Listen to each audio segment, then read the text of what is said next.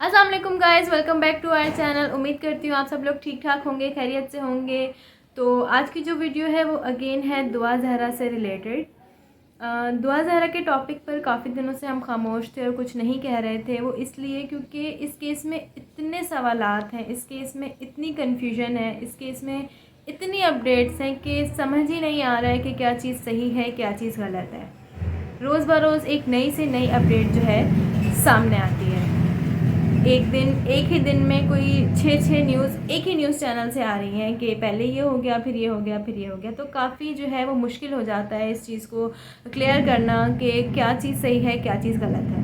जहाँ तक रही बात दुआ ज़हरा के घर वालों से रिलेटेड कि हम मोहल्लेदार हैं, हमें उनके घर जाकर उनसे सवालात करने चाहिए थे, बातचीत करनी चाहिए थी, या वीडियो जो है वो रिकॉर्ड करनी चाहिए थी। तो देखिए, मीडिया से बात करना एक अलग चीज़ होती है, it's a totally different thing.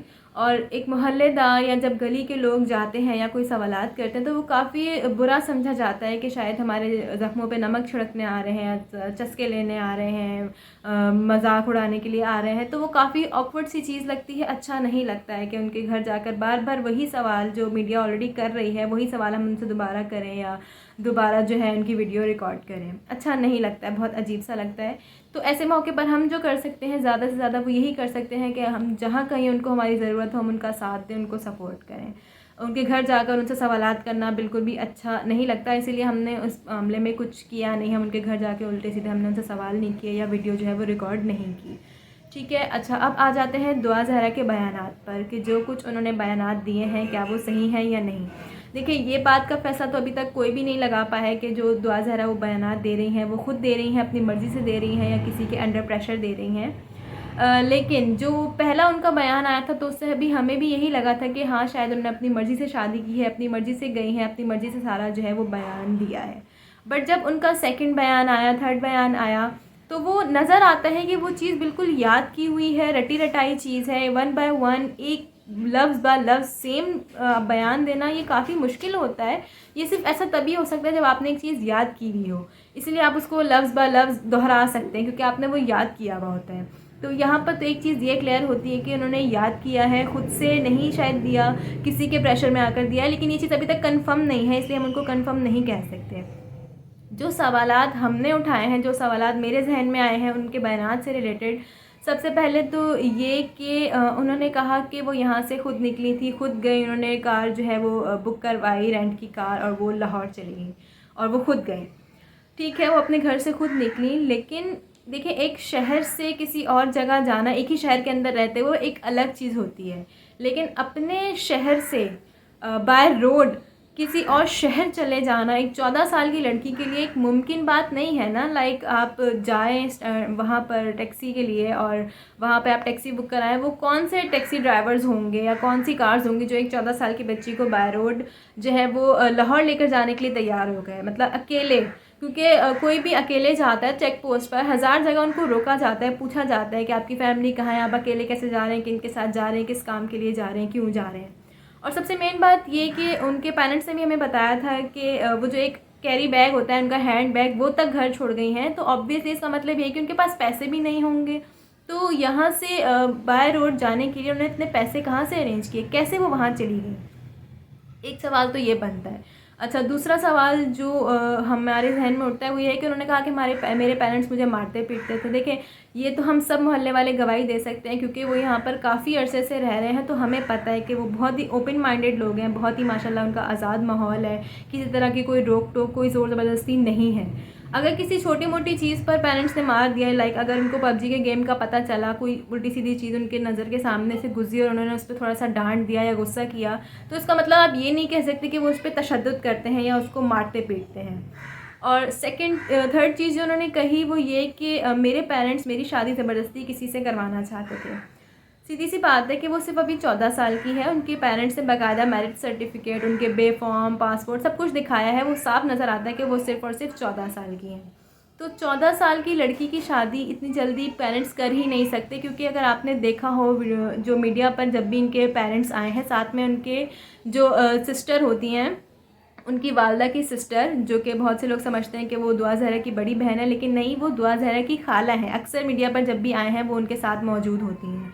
वो खाला हैं, माशाल्लाह काफ़ी यंग हैं और वो इतनी बड़ी हैं लेकिन उनकी शादी अभी नहीं हुई है, वो अनमैरिड हैं। लाइक कि वो यंग है, लेकिन अगर शादी की बात चलेगी तो पहले उनकी शादी होगी, उनकी शादी की बात चलाई जाएगी ना। अगर जल्दी शादियों का रिवाज हो या ज़बरदस्ती शादी करवा दी जाती होती तो पहले ऑब्वियसली खाला की शादी होती, लेकिन नहीं।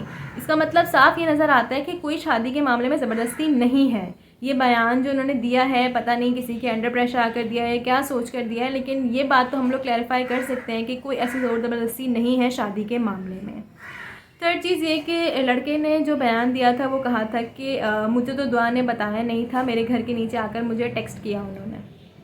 सबसे पहली बात तो ये कि वो तो मोबाइल लेकर ही नहीं गई थी, और जो टैबलेट लेकर गई थी उसमें सिम ही नहीं थी, तो उन्होंने कैसे आपको वहाँ पर आकर मैसेज किया लाइक कि मैं नीचे आ गई हूँ, किस तरह से? ऑब्वियसली नेट नहीं चलेगा, टैबलेट में सिम ही नहीं है, नेट कहाँ से चलेगा? और उसी वक्त इतनी तो ज़्यादा वो हो नहीं सकता ना कि उसी वक्त जाकर उन्होंने सिम ख़रीद ली, NIC उनके पास नहीं। तो ये सारे मामला इतनी आसानी से नहीं हो सकते जब तक आपको किसी का सपोर्ट ना हो।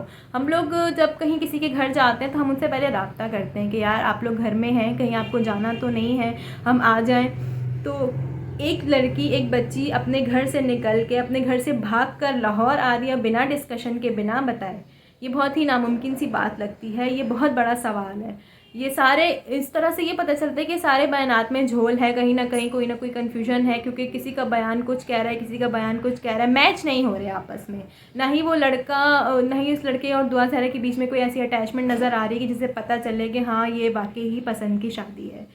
तो ये काफ़ी ज़्यादा इश्यूज़ हैं, काफ़ी ज़्यादा मसले हैं और काफ़ी ज़्यादा मिसअंडरस्टैंडिंग्स हैं जो क्रिएट की जा रही हैं। तो अभी इस हवाले से कोई कुछ नहीं कह सकता है। दुआ ज़हरा के वालिद ने ये कहा है कि मैं ऐसे नहीं छोड़ूंगा, मैं पूरी तहकीक करूंगा और मैं लेकर आऊँगा दुआ को। तो ये एज़ आ फादर बहुत अच्छी बात है, उनको ये करना चाहिए, क्योंकि दुआ की गलती ज़रूर है कि वो अपने घर से अपनी मर्ज़ी से निकली हैं, लेकिन उसके बाद उनके साथ क्या हुआ है, ट्रैप हुई हैं, नहीं हुई, किस तरह से हुई हैं, क्या सब कुछ चल रहा है, किस प्रेशर में वो बयान दे रही हैं, क्या चल रहा है, कुछ नहीं पता। हमें नहीं पता कि वो बच्ची कितनी मुश्किल में होगी, उस पर क्या गुजर रही होगी, कुछ आइडिया नहीं है। तो हम यही कहेंगे कि उनको ये केस नहीं छोड़ना चाहिए, उनको पूरी तहकीक करनी चाहिए। उनके फादर ने ये तक कहा है कि बेटा जो गलती हुई सो हुई, एक बार कह दो कि बाबा आ जाओ, मैं ख़ुद लेकर आऊँगा, या एक बार वापस आ जाओ, मैं सब कुछ भुला दूँगा। तो ये बहुत बड़ी बात है और एज़ अ फादर यही करना चाहिए। तो बस अब अल्लाह से हमारी यही दुआ है कि जल्द से जल्द ये केस सॉल्व हो, सच सामने आए कि क्या हो रहा है, क्या नहीं हो रहा है, कैसे हुआ है, वाकई निकाह हुआ है या नहीं। क्योंकि निकाह ख्वां जिन्होंने निकाह पढ़ाया है वो खुद मुकर गए कि भाई मैंने तो ये निकाह पढ़ाया ही नहीं है। अगर वाकई इतनी जेन्युइन चीज़ें होती तो वो क्यों मुँह करते कि नहीं भाई, वो कहते कि हाँ मैंने पढ़ाया, ही चीज़ें जेन्युइन थी, मैंने इन बेसिस पे पढ़ाया है। लेकिन कुछ ना कुछ तो बीच में है ऐसा जिसकी वजह से वो मुकर गए कि भाई मैंने तो निकाह नहीं पढ़ाया। तो अल्लाह से बस यही दुआ है कि वो बच्ची जहाँ भी है, जैसी भी है, अल्लाह उनको खैरियत से रखे, खैरियत से वापस ले आए और जहाँ भी हैं खुश रहें। अगर वो खुद से जा रही हैं, खुद से रहना चाहती हैं, तो वो भी जो उनके मामलात है पीछे, लड़के का बैकग्राउंड सब कुछ अच्छा हो। और अगर वो कुछ किसी मुश्किल में है तो जल्द से जल्द इसकी तहकीक हो, जल्द से जल्द ये सच सामने आए और बच्ची बहिफाजत अपने घर पहुँच जाए। तो बस यही थी कुछ आज की अपडेट्स। कोई और अपडेट्स हमें मिलेंगी या कोई ऑथेंटिक न्यूज़ हमें पता चलेगी तो इंशाल्लाह हम आपके साथ ज़रूर शेयर करेंगे। बाकी आपसे इजाज़त चाहते हैं, अपना बहुत ख्याल रखें, अपने बच्चों का बहुत ख्याल रखें। अगर आपके बच्चे छोटे हैं तो काइंडली उनको अभी फ़िलहाल मोबाइल से दूर रखें, एटलीस्ट 18+ हो जाएँ या इतने समझदार हो जाएँ कि उनको पता हो कि उनकी एज में क्या चीज़ सही है, क्या चीज़ सही नहीं है, तब आप उनको मोबाइल दें या इस तरह की चीज़ें दें। और आप सब लोग अपना बहुत ख्याल रखते हैं। मिलते हैं आपसे अपनी नई वीडियो में, तब तक के लिए टेक केयर, अल्लाह हाफ़िज़।